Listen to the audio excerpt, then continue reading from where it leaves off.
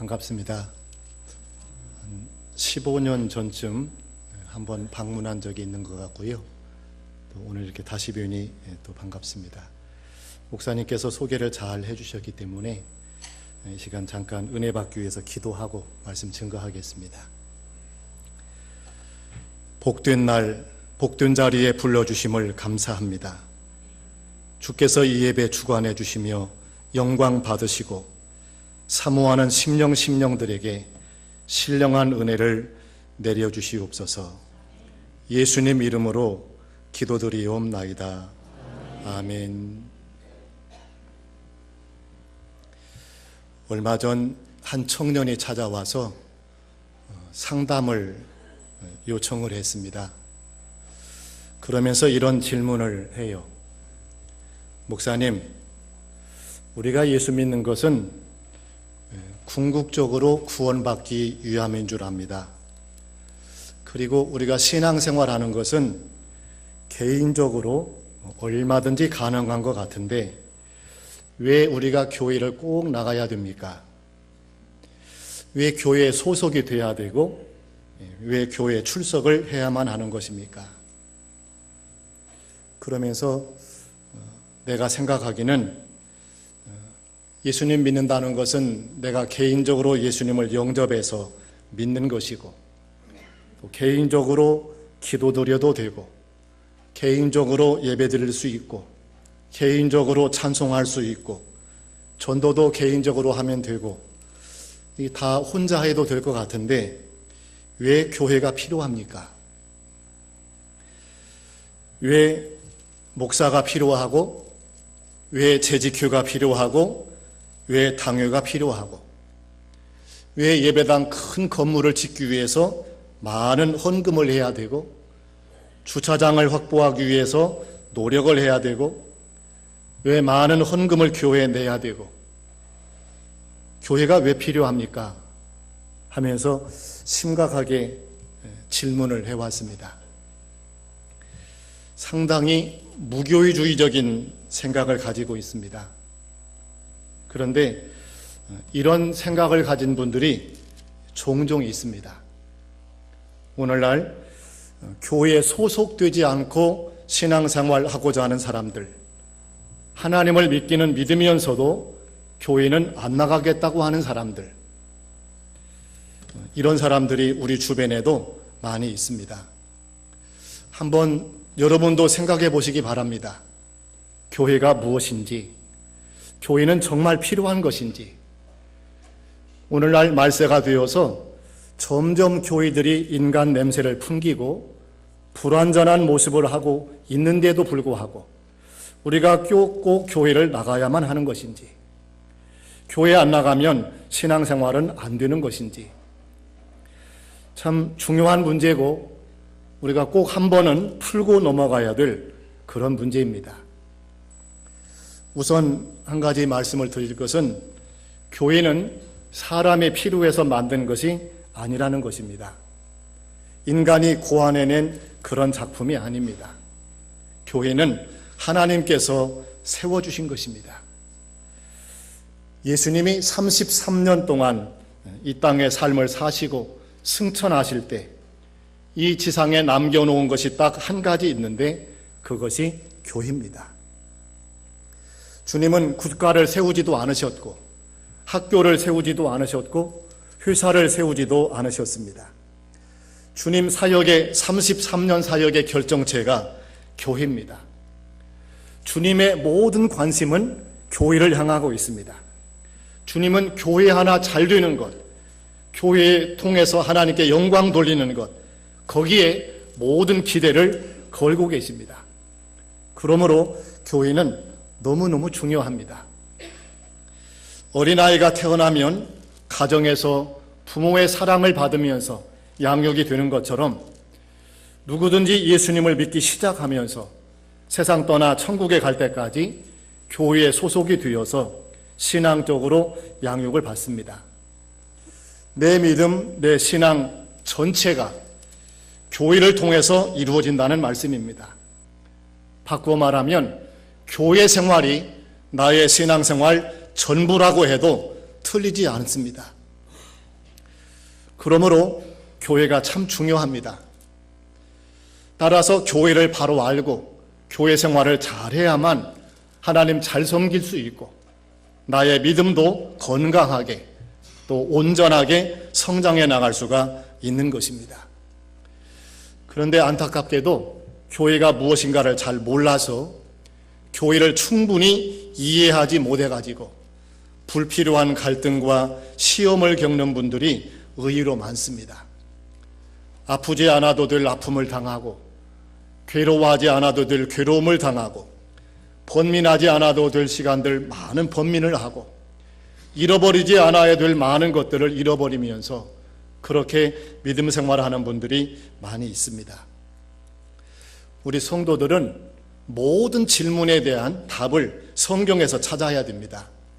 누가 무슨 질문을 하든지 내 마음속에 무슨 의문이 나오든지 답을 성경에서 찾아야만 바로 답을 찾을 수 있습니다.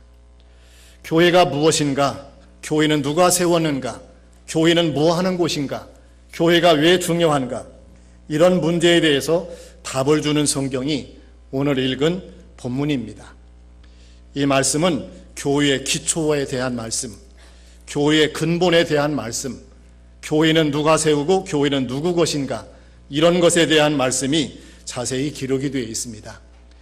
여러분 신앙생활 오래 하시면서 다 배우고 아시는 것일 것이지만 오늘 다시 한번 정리하신다 생각하시고 살펴보면서 은혜 받기 원합니다.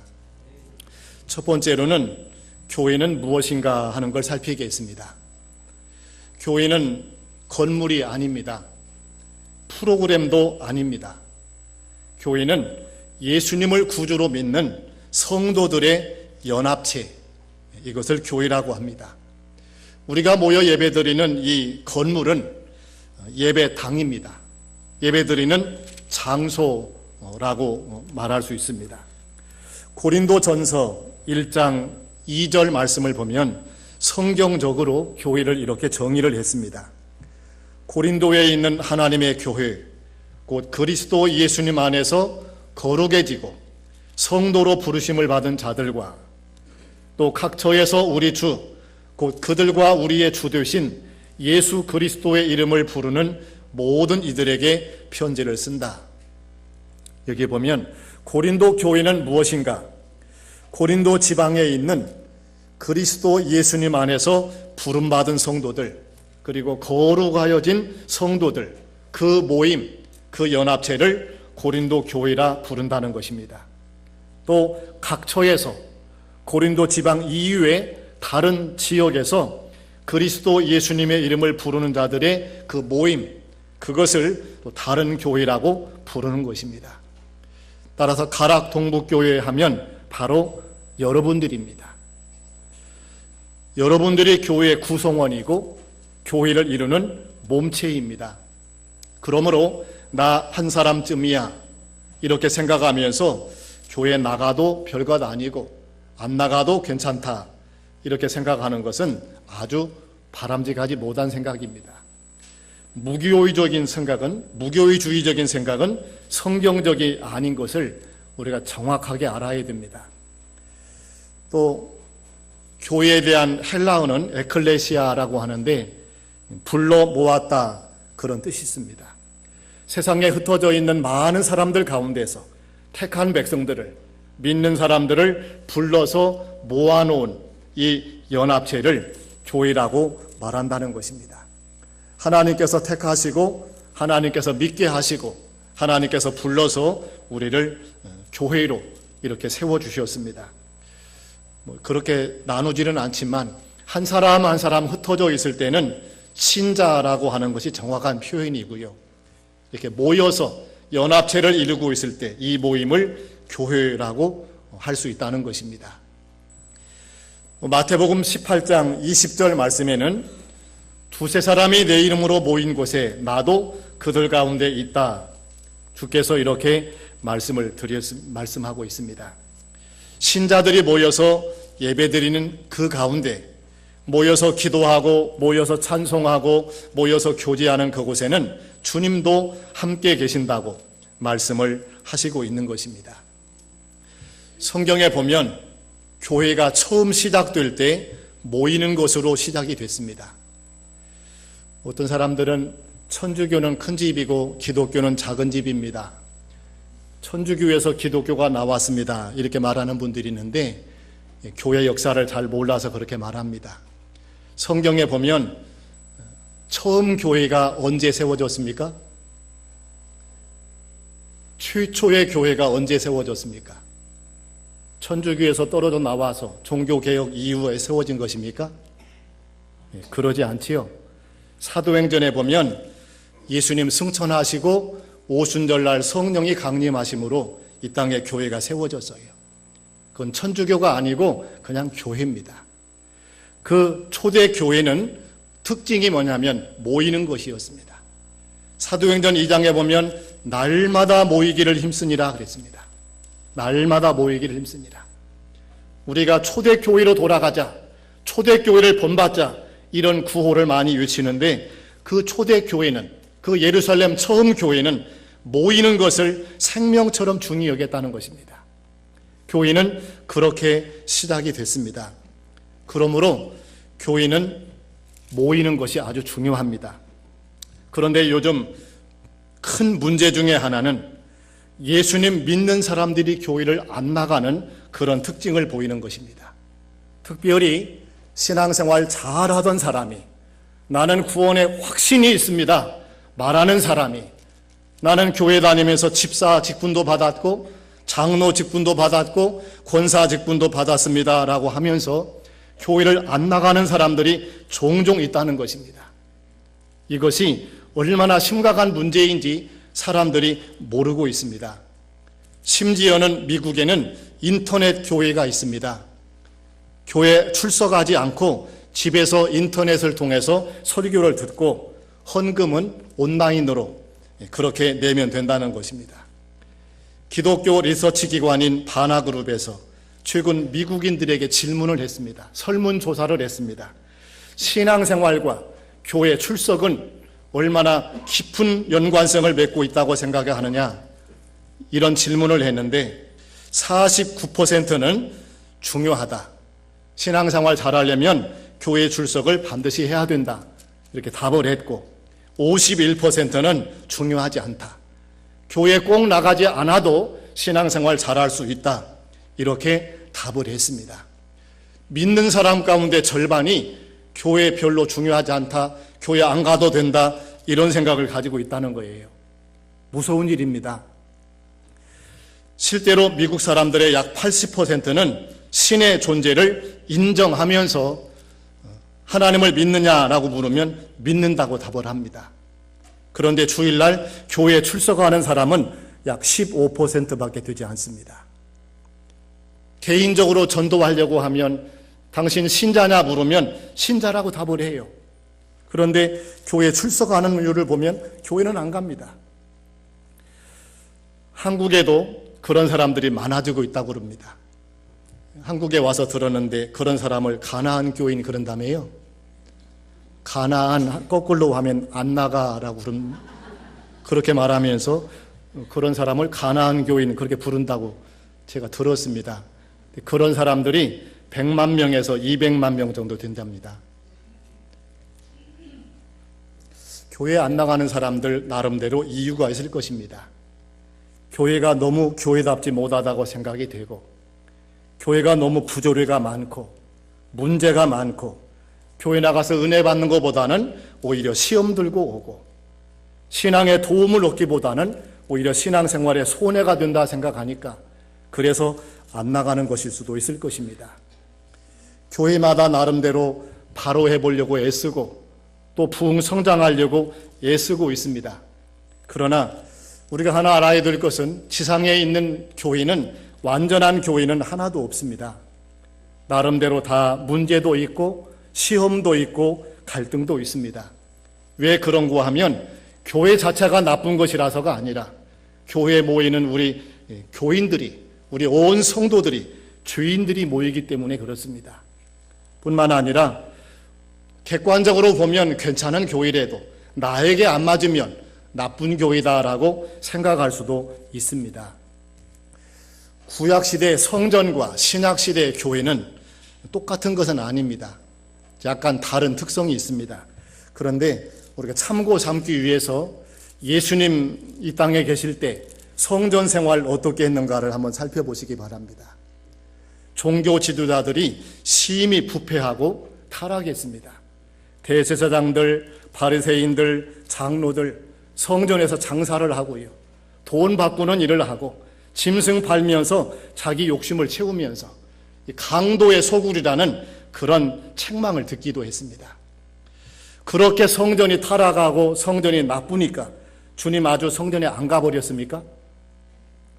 그러지 않습니다. 열심히 나갔습니다. 태어난 지 8일 만에 부모님이 예수님을 안고 성전에 가서 정결 의식을 행하고 12살 되셨을 때는 성전에 올라가서 유월절을 지켰고 성인이 되셔서는 성전에 자주 가셔서 기도도 하시고 말씀도 하셨습니다. 성전이 타락한 것을 주님이 알고 계셔요. 얼마 후에 멸망할 것이라고 주님이 말씀도 하셨습니다. 그럼에도 불구하고 주님은 성전 생활을 힘쓰셔서요. 시므온은 그 성전에 나가서 기도하다 예수님 만났고 안나 할머니는 그 성전에서 기도하다가 예수님 만나고 은혜 받는 복을 받았습니다. 우리가 알아야 될 것이 있어요. 교회가 부족한 모습을 가지고 있을 수 있습니다. 교회는 계속해서 개혁되어야 되고 또 성화되어야 되고 발전해 나가야 됩니다. 그러나 우리 성도들 입장에서 보면 그래도 부족해도 허물이 있어도 흠이 있어도 교회를 나가야 한다는 것입니다. 여러분 이렇게 한번 생각을 해보십시오. 어떤 남자와 여자가 결혼을 했습니다. 남편이 집 밖에 나가서 집에 들어오질 않습니다. 가끔 전화를 걸어서 여보 나 당신 정말 사랑해. 당신 내 마음 알지? 그러면서 집에 안 들어와요. 좋은 남편입니까? 나쁜 남편입니까? 나쁜 남편이지요? 우리가 신앙생활 그렇게 하면 주님은 어떻게 생각할까요? 주님 제가 주님 사랑합니다. 주님 아시죠? 나 열심히 기도하고 열심히 성경 보고 있습니다. 그러면서 교회 안 나와요. 좋은 신자이겠습니까? 아닙니다. 그럴 수는 없습니다. 집에 안 들어온다는 것은 가정을 깨자는 말과 같고요. 아무리 사랑한다고 말로 하는 것은 그거는 온전한 사랑이라고 말할 수 없습니다. 주님 사랑한다고 하면서 예배도 드리지 아니하고 주님 사랑한다고 하면서 교회 생활을 주님의 몸인 교회를 싫어한다는 것은 말이 안 맞는 것입니다. 성경은 모이는 것을 강조합니다. 말세로 갈수록 모이기를 힘쓰라고 우리에게 특별히 말씀해 주기도 했습니다.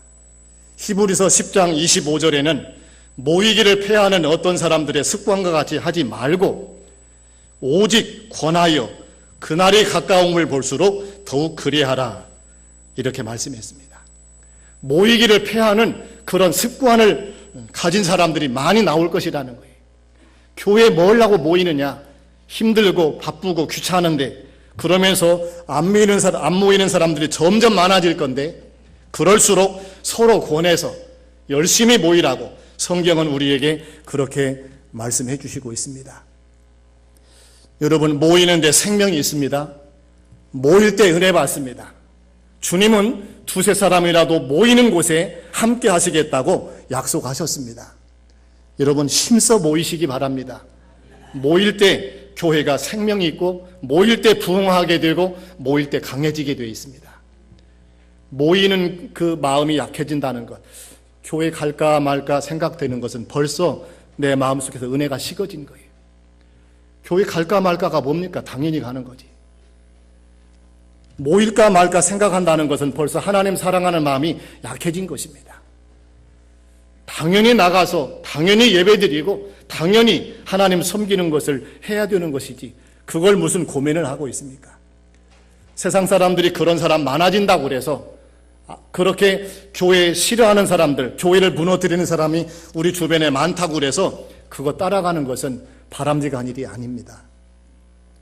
두 번째로 볼 말씀은 교회 주인은 누구인가 하는 것입니다. 18절 말씀에 보면 너는 베드로다. 내가 이 반석 위에 내 교회를 세우겠으니 음부의 세력이 그것을 이기지 못할 것이다. 여기 보면 내가 세우겠다. 내 교회를 세우겠다. 이렇게 말씀합니다. 영어 성경에는 이렇게 되어 있습니다. I will build. 내가 세우겠다. 무엇을 세웁니까? My church. 내 교회를. 소유 인칭 대명사를 사용하셨어요. 주께서 세우시고 주께서 주님의 교회라고 말씀을 하시고 있습니다.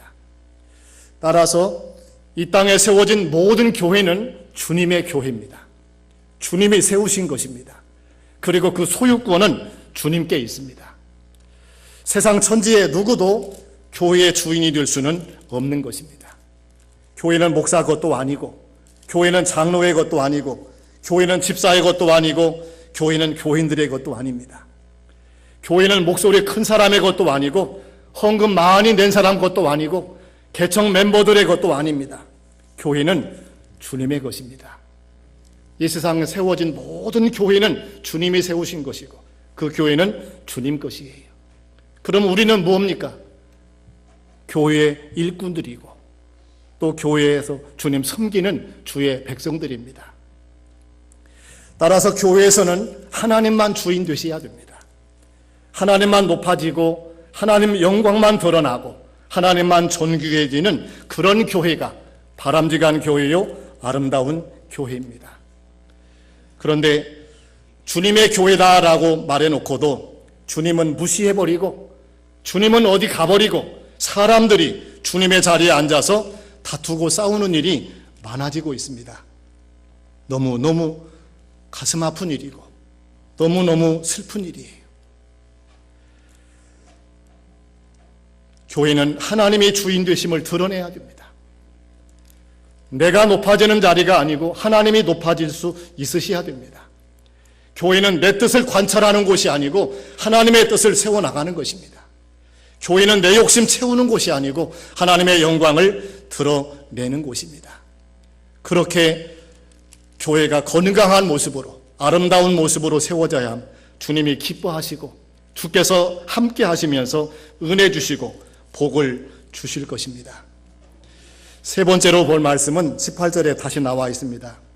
내가 이 반석 위에 내 교회를 세우리니 라고 했는데 이 반석 위에라는 말씀이 교회의 기초에 대해 설명합니다. 천주교는 이 반석을 베드로라고 해석합니다.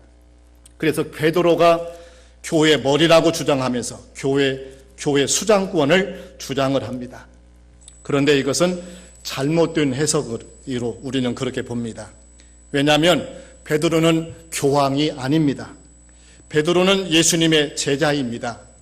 그리고 베드로는 결혼했습니다. 베드로 결혼하는 거 다 아시죠?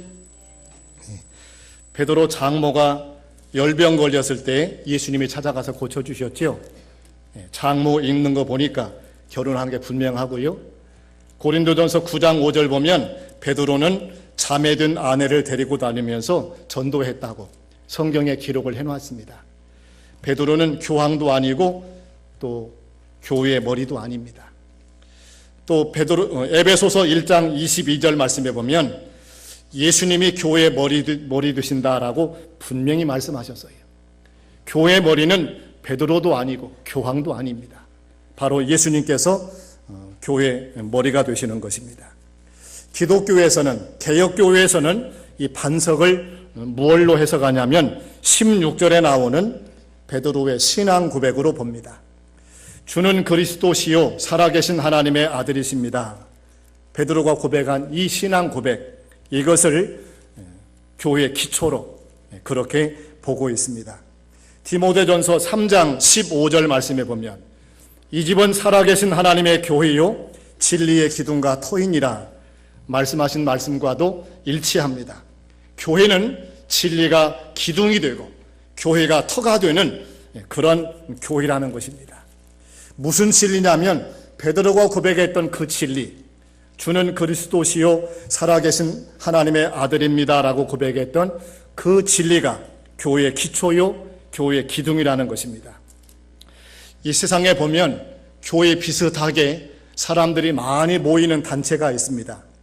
학교도 있고 군대도 있고 회사도 있고 동창회도 있고 친목회도 있고 많은 모임들이 있지만 그런 것을 교회라고 부르지 않습니다.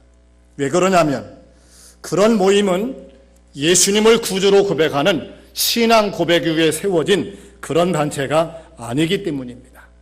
심지어 교회라는 간판 내걸고 조직을 갖추고 건물까지 사서 번듯하게 나름대로 신앙생활을 한다고 하는 그런 단체도 성경대로 신앙 고백하는 바른 그런 믿음이 없으면 교회로 인정하지 않습니다. 통일교는 이름을 자꾸 바꾸어서 문제인데 유니피케이션 철치라는 간판을 내걸어서요. 통일교라는 간판 걸고 나름대로 종교 활동을 합니다. 그러나 교회라고 인정할 수 없습니다. 미국에는 사탄 교회가 있어요. 또 철치 오브 세이튼 해가지고 사탄을 숭배하는 의식을 실제로 행하고요. 모여서 나름대로 기도도 하고 사탄 10계명 이런 것도 만들어 놨어요. 사탄경도 있고요. 샌프란시스코에서 시작이 됐는데 나중에 LA도 하나 생기고 지금은 본부가 뉴욕으로 올라가서 뉴욕 쪽에 본부가 있습니다. 그걸 교회라고 인정할 수 있습니까? 간판 내걸었지요. 건물이 있지요. 사람들이 모여서 나름대로 종교 활동을 하지요. 그렇지만 교회 아닙니다. 잘못된 단체입니다. 조직신학에서는 참교회 징표를 세 가지로 가르칩니다. 첫째는 하나님의 말씀을 올바르게 선포하는 것. 이게 있어야 참교회라는 거예요. 둘째는 성례를 정당하게 시행하는 것. 이것이 있어야 참교회가 될 수 있다는 겁니다. 셋째는 권징을 부지런히 시행하는 것. 주의를 다스리고 주의를 회개하도록 만드는 그런 일을 부지런히 해나가야 이 세 가지가 있어야만 참교회가 될 수 있다고 그렇게 말씀하고 있습니다. 그 다음 또 한 가지 본문에서 볼 말씀은 18절에 보면 내가 내게 이르노니 너는 베드로라. 내가 이 반석 위에 내 교회를 세우리니 음부의 권세가 이기지 못하리라. 이 끝부분에 나오는 음부의 권세가 이기지 못하리라 하는 이 말씀 살펴보겠습니다. 이긴다는 것은 혼자 이겼다 졌다 하는 것이 아니지요. 상대가 있는 것입니다. 누군가 싸워서 이길 수도 있고 질 수도 있는데 이긴다 하는 것은 상대가 있다는 말입니다. 교회는 대적이 있어요. 교회를 무너뜨리려고 하고 교회를 시험하는 대적이 있는데 그것이 사탄입니다. 우리가 예수님 믿기 시작하고 교회에 출석하기 시작하면 마귀는 우리를 교회 잘 다니도록 그냥 두고 보지 않습니다. 반드시 시험하면서 우리를 걸고 넘어지려고 합니다. 그 대적과 싸워서 이기는 것, 이것을 영적 전쟁, 영적 싸움 그렇게 부릅니다. 모든 사람에게 이 싸움은 다 있습니다. 여러분 각 사람이 이걸 알고 있어야 됩니다. 나는 영적으로 그리스도의 군사요. 나는 악한 마귀와 전쟁하는 싸우는 중이라는 사실을 우리가 알고 있어야 됩니다. 늘 깨어서 기도하면서 악한 마귀가 시험하고 대적하려고 할 때 그것을 이기고 물리치고 나갈 수 있어야 됩니다. 마귀를 이기는 길은 기도밖에 없다고 주님이 말씀하셨어요. 기도 많이 하면 은혜 받게 되고 능력을 얻게 됩니다. 주님이 함께 해주십니다. 그 힘으로 우리는 마귀를 이기고 시험도 이깁니다. 뿐만 아니라 이 영적 싸움에서 승리하려면 에베소서 6장에서는 전신갑주를 입으라고 말씀합니다. 머리끝에서부터 발끝까지 하나님의 말씀으로 전신갑주를 입고 자신을 무장해야만 선한 싸움에 승리할 수 있다는 것을 우리에게 말씀해 주시고 있습니다. 우리의 대적은 마귀입니다. 우리의 대적은 원수 사탄입니다. 대적이 누구인가를 바로 알지 못하고 같은 편끼리 싸우면 큰일 나게 되어 있습니다. 같은 편끼리, 같은 교인들끼리, 같은 가족끼리, 같은 성도들끼리 다투고 싸우는 것은 마귀만 이롭게 하는 일이에요. 예수님께서 병 고치고 귀신 쫓을 때 반대하는 바리새인들이 주님을 모함하면서 대적하면서 귀신의 왕 바알세부를 힘입어서 저런 능력을 행한다 하면서 예수님이 공격을 했습니다. 그러자 예수님이 그때 무슨 말씀을 했냐면 사탄도 사탄을 대적하지 않는다. 나라가 나라를 대적하고 가정이 가정을 대적하면 그런 나라가 어찌 서겠느냐 그러면서 사탄도 자기들끼리는 싸우지 않는다. 그런 말씀을 해주셨어요. 사탄도 자기들끼리는 안 싸우는데 성도들이 자기들끼리 싸우면 안 됩니다. 교인들이 자기들끼리 싸우면 안 됩니다. 이건 반드시 해를 입게 되고요. 마귀만 이롭게 되는 일입니다. 우리의 대적은 마귀입니다. 우리는 늘 깨어서 기도하고 하나님의 말씀으로 전신갑주를 입고 선한 싸움 싸워서 승리하는 그 길을 걸어가야 되겠습니다. 18절 말씀을 다시 보면 음부의 권세가 이기지 못하리라 라고 그러셨지요. 이 말은 결론적으로 말하면 교회의 승리는 결정되어 있다는 거예요. 최후의 승리는 교회가 승리합니다. 예수님이 부활하시고 승리하신 것처럼 성도가 승리하게 되어 있고 교회가 승리하게 되어 있어요. 그건 이미 결정된 것이고 이미 다 이루어진 것입니다. 십자가에서 주님이 승리하셨고 부활하심으로 승리하셨습니다. 지금 말세가 되어서 교회들이 혼란을 겪는 교회도 있고 갈등을 겪는 교회도 있고 여러 가지 또 어려움 겪으면서 세상의 조롱거리가 되고 비난받는 그런 모습을 가지는 교회도 있습니다. 그러나 그게 끝이 아닙니다. 이런 과정을 다 거치게 되어 있습니다. 그리고 마지막 순간 주님 재림하실 때 교회는 최후 승리합니다. 주님과 함께 영광 누리게 될 것이고 은혜 받고 복 받는 자리에 서게 될 것입니다. 말세에는 깨어있으라고 그랬습니다. 정신 차리라고 그랬습니다.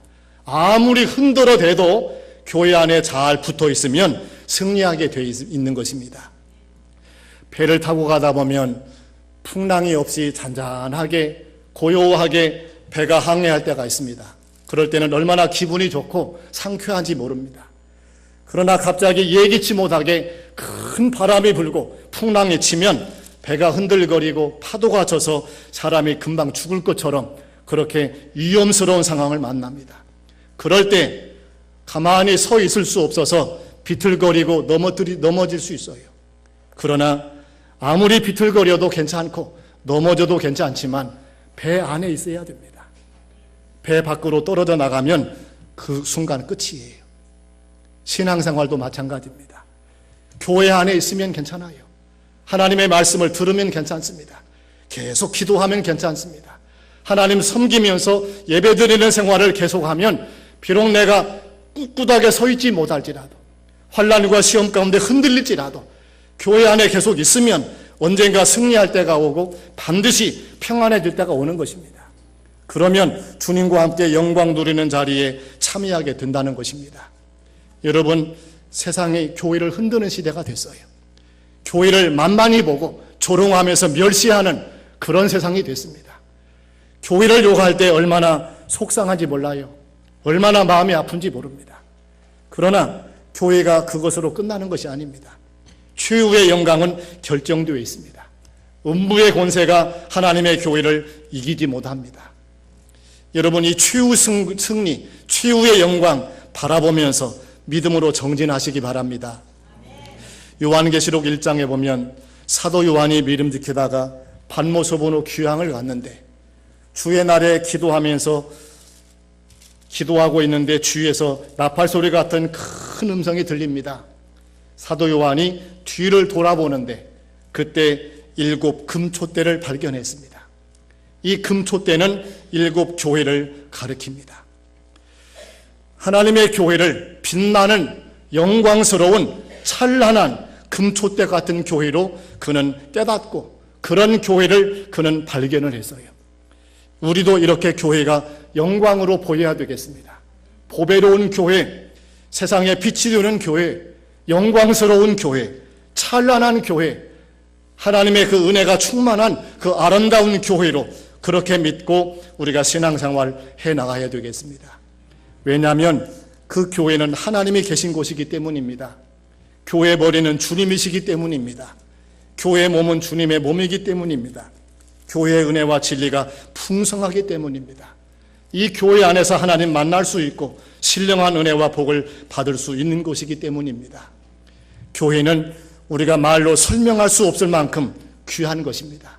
하나님의 모든 관심과 기대는 교회에 있습니다. 이 교회 하나 잘 되게 하기 위해서 독생자를 세상에 보내시고 예수님 십자가에 달려서 피 흘려주시고 고난받아 주셨습니다. 그렇게 해서 세워진, 그렇게 해서 한 사람 한 사람 구원해서 모아놓은 곳, 그것이 바로 하나님의 교회입니다. 그러므로 우리도 교회를 사랑하고 교회 생활 잘하면서 하나님께는 큰 영광을 돌려드리고 우리는 은혜와 복을 받아 누리는 그런 생활을 해나가야만 되겠습니다. 여러분들이 이렇게 믿음 생활을 하시면서 승리하시기를 간절히 축원드립니다. 기도하겠습니다. 주께서 이 땅에 교회를 세워주셨습니다. 교회가 얼마나 중요하고 얼마나 귀한 것인 줄 정확하게 깨닫게 하시고 쓸데없는 고민과 갈등 속에서 신앙 낭비하고 시간 낭비하지 않게 하시고 교회 생활 잘하며 믿음 생활 잘할 수 있는 저희들 되게 해 주시옵소서. 주님이 교회의 머리시고 교회는 주님의 몸이라고 그랬습니다. 교회를 사랑하는 것이 주님 사랑하는 것이며 교회를 위하는 것이 주님이 위하는 것인 줄 깨닫게 도와주시기를 간절히 원합니다. 이 가락 동북교회에 모여서 예배드릴 때마다 주님 만나게 해주시고 주의 음성 듣게 하시고 은혜 받게 도와주옵소서. 여기서 기도할 때마다 주님 응답받게 하시고 신령한 복을 받아서 건강하게 아름답게 믿음이 자라는 저희들 되게 해 주옵소서. 주님 오실 날 점점 가까워지는데 마지막 순간까지 믿음 잘 지키고 추후에 주님 오셔서 영광 누리실 때 그 영광의 자리, 복된 자리에 함께 참여하는 저희들 다 되도록 인도해 주시옵소서. 예수님 이름으로 기도드리옵나이다. 아멘.